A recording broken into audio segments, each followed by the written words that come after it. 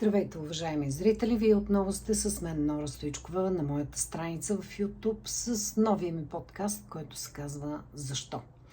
Защо е моето предаване от TV7? Преди около 10 на години го правихме. След това от BTV, колегите от TV7, които се преместиха там, решиха да откраднат заглавието на предаване и то в момента се води от едни други мои колежки и колеги. Но моят подкаст ще се казва Защо? И от днес нататък всеки ден ще питаме защо властта подадени проблеми. Днес съм избрала един от доста наболелите проблеми в момента. Това са цените на тока и на парното. Знаете, че в момента те са вече от 1 юли с по-високи цени. Питаме защо?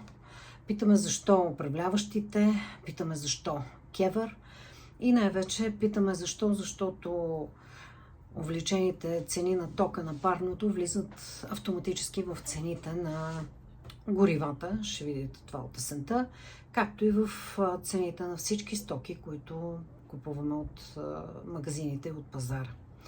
Топлофикация Русе поиска увеличение от КЕВР на цената на парното с 69%.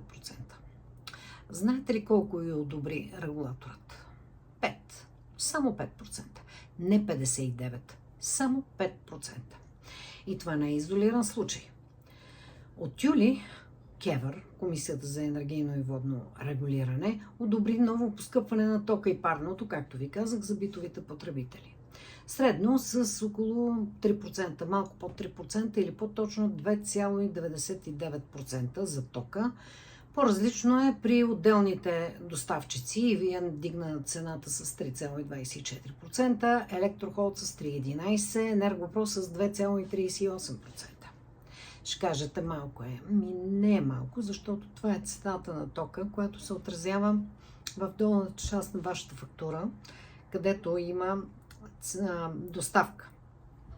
Има различни такси. Такса достъп, такса пренос, такса не знам какво, 4-5. Фактически половината, 50% от парите, които плащате месечно на вашето енерго, са от тия скрити такси. Иначе самата цената на тока не изглежда голяма, много голяма, но сметката е голяма. Именно заради тези съпътстващи разходи. Това, което е по-важно обаче, при парното увеличението е средно с 4,58% по цялата страна, за това средно се крие една много по-интересна история. Юлико Евротрейд, например, на него са одобрени 3,6%. Дори Софийската топлофикация, която обикновено е в центъра на вниманието, поиска 29%, а получи само 5,5%.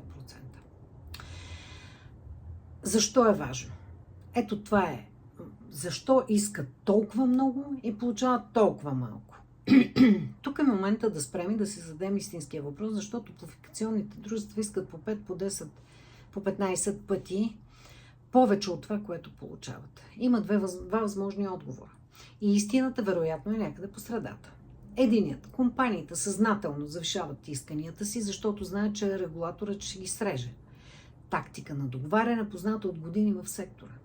Другият, по-тревожен, са реалните разходи за остарялата инфраструктура, загуби по тръбите, амортизирани централи. Наистина са толкова високи, а КЕВР системно ги притиска много ниско. С политическа цел, естествено, да пази социалния мир, не непременно финансовото здраве на сектора. И тук е ключовото. Тази цена изобщо не е пазарната. Домакинствата у нас все още не са на свободен пазар на тока. Либерализацията се отлага поредна година. Сега сме на хибридна регулирана система, само да ви припомня. Тоест, това увеличение не е резултат от търсене и предлагане. Това е, как да се каже, социално приемлива цена според разбиранията на КЕВР и съответно на управляващите. Това е политическо решение, взето от регулатор за каквото трябва да е, горе-долу ви казах, поносимост за вашия джоб. Какво следва обаче? Въпросът, който не се задава достатъчно високо и често, ако топлофикациите наистина имат нужда от такива инвестиции, колкото искат и получават системно по-малко, кой плаща разликата в дългосрочен план?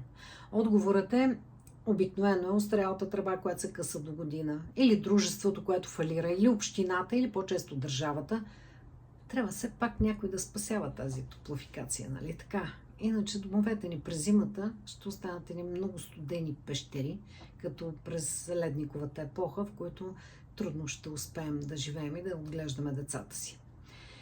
Така че следващия път, когато видите ред увеличение с 4,58%, в новините питайте не колко, а спрямо какво.